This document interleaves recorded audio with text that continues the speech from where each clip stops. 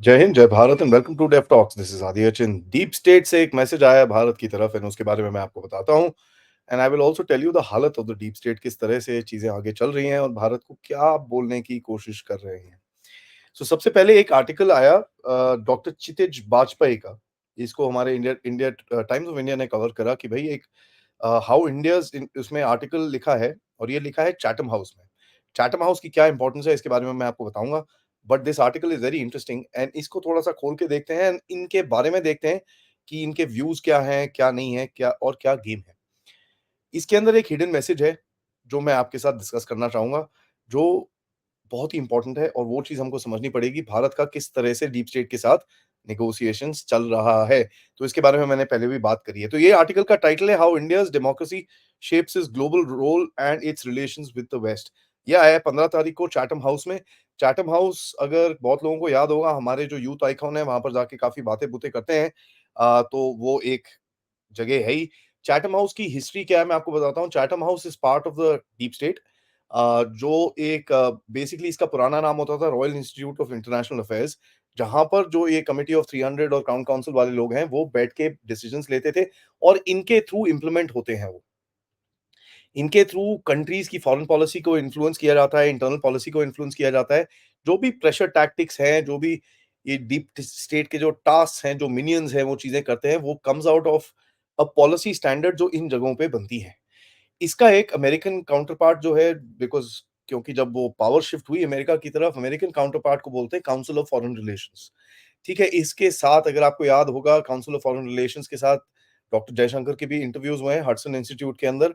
तो these are very powerful institutions and Council of Foreign Relations का मैं आपको बैकएंड बता दूँ, कोई भी सेक्रेटरी ऑफ स्टेट यूएसए में अपॉइंट नहीं हो सकता unless he is been cleared by the Council of Foreign Relations. On the outside बाहर की तरफ देखने को देयर आर थिंक टैंक, ये लोग पेपर्स लिखते हैं, कॉन्फ्रेंसेस करते हैं, ये करते हैं, वो करते हैं, but the back end of it is quite deep, deep, deep. तो इन्होंने एक आर्टिकल लिखा जो मैं रिपीट करता हूँ, और India's democracy shapes its global role in relations with the west. वहाँ पर कहने की कोशिश करी कि जो भारत बड़ा सबसे बड़ा डेमोक्रेसी है और भारत का रोल इंटरनेशनल एरिना में बहुत ज़्यादा है, और स्पेशली चाइना का जो ये गेम बाहर निकल रहा है उसकी वजह से भारत का एक जो जियोपॉलिटिकल रोल है वो बहुत स्ट्रॉन्ग है। एंड कहिए देखिए जो यूएस और चाइना के बीच में जो एक लॉन्ग टर्म राइवलरी है उसके अंदर भारत बहुत बड़ा रोल करता है। इंडियन ओशन में एक ये है। तो काफ़ी सच्चाई लिखी है, लेकिन उन्होंने एक चीज़ एंड में लिखी है कि देखिए India's democracy have so far been secondary to those about China's one party state. Comparison देखिए, आपकी डेमोक्रेसी और चाइना का वन पार्टी स्टेट को कंपैरिज़न किया जाता है और बोल रहे हैं but an erosion of India's democratic credentials would have implications of how the country is perceived globally and may prompt the west to review the nature and limits of his cooperation with India. मतलब क्या है कि साहब देखिए आपके साथ हमने इतनी सारी कोऑपरेशन कर रखी है, आपके साथ हम इंटेलिजेंस देते हैं, हम आपको वेपन्स देते हैं, हम आपको इंजन दे रहे हैं, हम आपको ड्रोन्स दे रहे हैं, हम आपके साथ क्वाड में बैठे हैं, हम आपके साथ I2U2 में बैठे हैं, आपकी डेमोक्रेसी ज़रा नीचे जा रही है, क्या है यार? What is this nonsense? आप ना इसको ठीक करो। प्रॉब्लम कहाँ है? प्रॉब्लम मैं आपको बताता हूँ। ये आर्टिकल लिखा गया था 15 तारीख को। यही इंसान ने चेकजी वाजपेयी ने एक और आर्टिकल लिखा है 11 तारीख को, ठीक है? 11 अप्रैल को। उसमें कहते हैं, एंड ज़रा ध्यान से सुनिएगा, 4 दिन में किसी इंसान के व्यूज़ कैसे बदलते हैं, वो आपको मैं दिखाता हूँ यहाँ पर, और ये है चैथम हाउस, ठीक है? Supposed to be the all powerful deep state.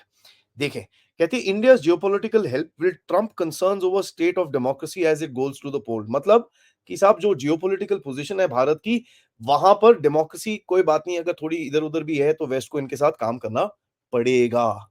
4 दिन पहले बोलते हैं पड़ेगा, 4 दिन के बाद बोलते हैं कि साहब अगर ऐसे ही चलता रहा तो वेस्ट को ना सोचना पड़ेगा कि यार क्या है?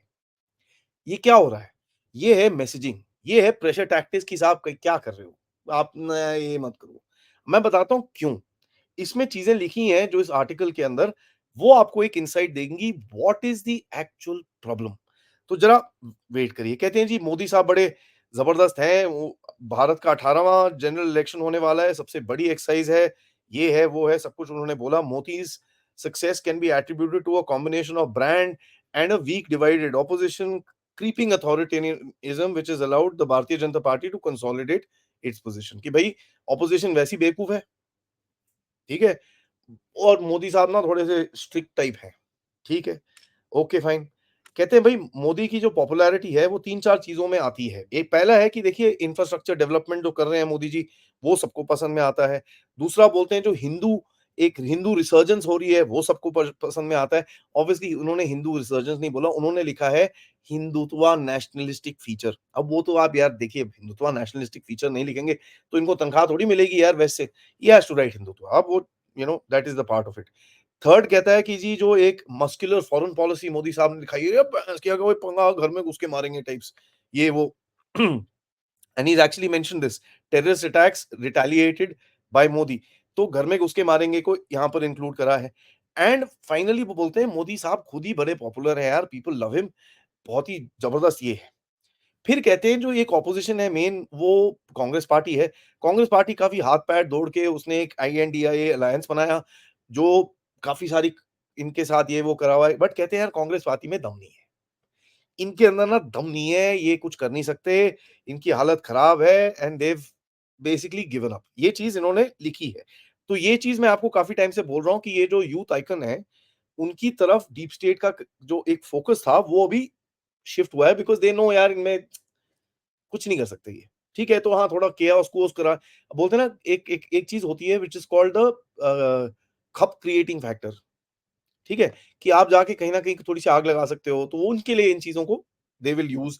नहीं, नहीं, आप ना वेल्थ डिस्ट्रीब्यूशन करिए, आप ये करिए, आप वो करिए। बाय द वे ये जो वेल्थ डिस्ट्रीब्यूशन का नैरेटिव चल रहा है इसके बारे में मैं सब ऑडियंस को रिक्वेस्ट करूँगा कि प्लीज़ जाके ना कनाडा में किस तरह की वेल्थ डिस्ट्रीब्यूशन हो रही है, उसके बारे में पढ़िएगा।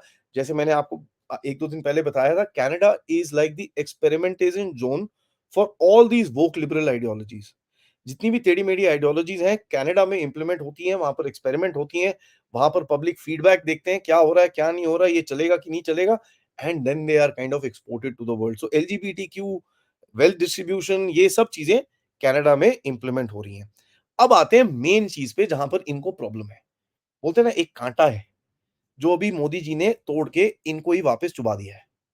ये काँटा बहुत, बहुत, बहुत तंग कर रहा है इनको और इसके बारे में चीखें हमने सुनी हैं पहले भी। इनका नाम है हमारे प्यारे मफलर मैन जी, हमारे जो जैसे हमारे संजय दीक्षित जी बोलते हैं ना सर जी, तो ये जो है कहते हैं कि जी एक जो आम आदमी पार्टी थी, which emerged as the third most important national political देख रहे हैं आप क्या बोल रहा हूँ मैं? ठीक है। लेकिन इन्होंने क्या करा ये अरविंद केजरीवाल को उठा के इन्होंने जेल में डाल दिया। होता क्या है यार ये जो ईडी-शीडी है ना मोदी साहब ना पर्सनल उसकी तरह यूज़ करते हैं, ये ठीक बात नहीं है। ठीक है? ये जो ईडी-वीडी कर रखी है ये ठीक नहीं है एंड अगर मोदी साहब दोबारा आ गए तो ऐसे ही डंडे इनको पड़ते रहेंगे और ये चलता रहेगा। इसको मैं डिस्कस करूँगा थोड़ा-सा आगे जाके बट लास्ट में ये कहते हैं कि जियोपॉलिटिकल कंसिडरेशन की वजह से वेस्ट को ये सब मानना पड़ेगा। 11 तारीख को बोलते हैं वेस्ट को ये सब मानना पड़ेगा, 15 तारीख को बोलते हैं नहीं-नहीं वेस्ट नहीं मानेगा ये सब। तो अब यार भैया मैं हाथ जोड़ता हूँ इनके सामने, आप पहले अपना दिमाग बना लीजिए उसके बाद हमारे पास आइएगा। अब देखिए जो मैंने आपको बताया था थोड़े टाइम पहले कि एक रेजीम चेंज ऑपरेशन टाइप था 2011, 12, 13 के अंदर जहाँ पर इनको खड़ा किया गया था, मैग्सेसे अवार्ड दिया गया था, सब कुछ किया गया था, लेकिन मोदी साहब वाइल्ड कार्ड एंट्री आके लेके गायब हो गए वहाँ से, ठीक है?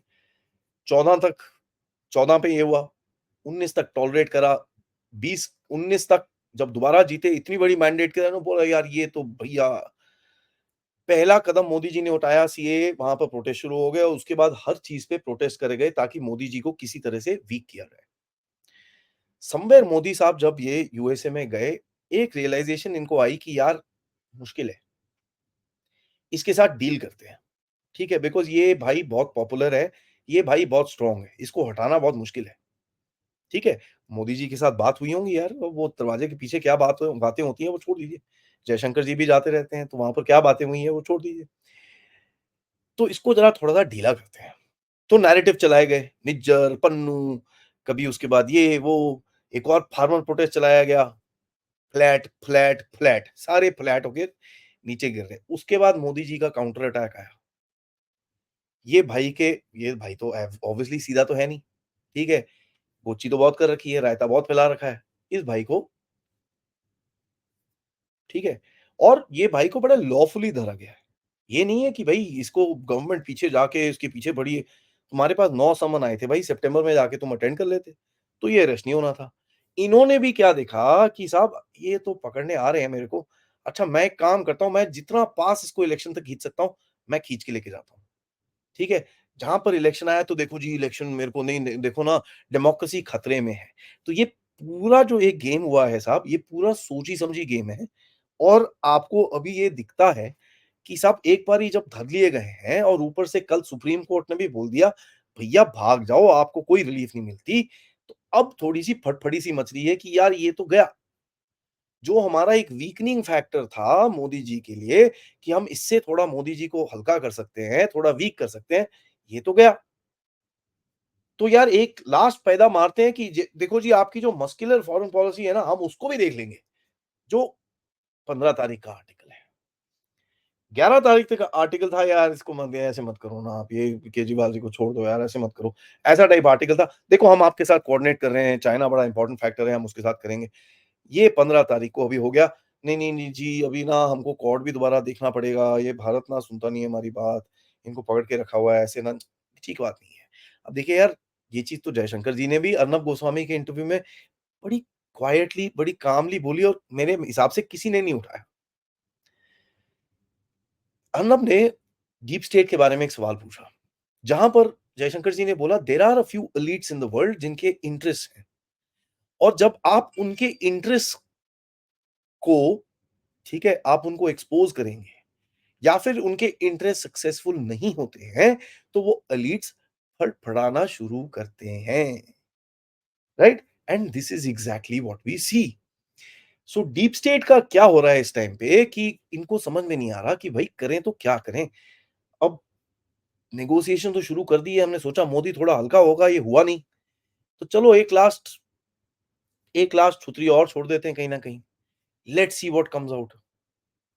और मैं ये बोल रहा हूँ ये जब तक स्वेरिंग इन नहीं होगी तब तक ये छोटी-छोटी छुत्रियाँ चलती रहेंगी।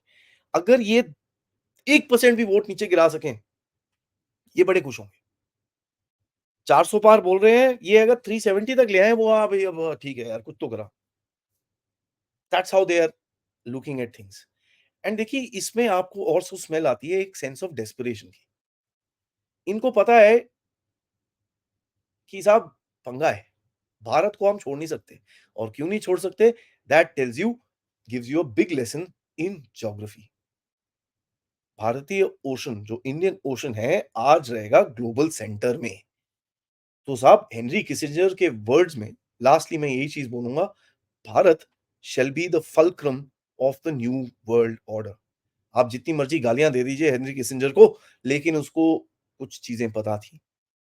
ठीक है, he knew what he was doing, he hated India at one time and by the time he died उनके मुंह से ये शब्द भी निकले। So the time is right guys, things are good, but एक साथ रहिए, वोटिंग करिए, vote wisely, most importantly vote करिए। This is our time to make good for the future of Bharat. On that note guys, thank you so much. जाने से पहले video को like जरूर करिएगा, सब्सक्राइब करिएगा चैनल को and most importantly spread the word about Dev talks. Share करिए अपने फैमिली एंड फ्रेंड्स के साथ। आप लोग इस चैनल की तरफ कंट्रीब्यूट कर सकते हैं यूजिंग क्यूआर कोड, पेपैल या फिर सुपर स्टिकर्स, सुपर चैट्स के साथ। जय हिंद, जय भारत।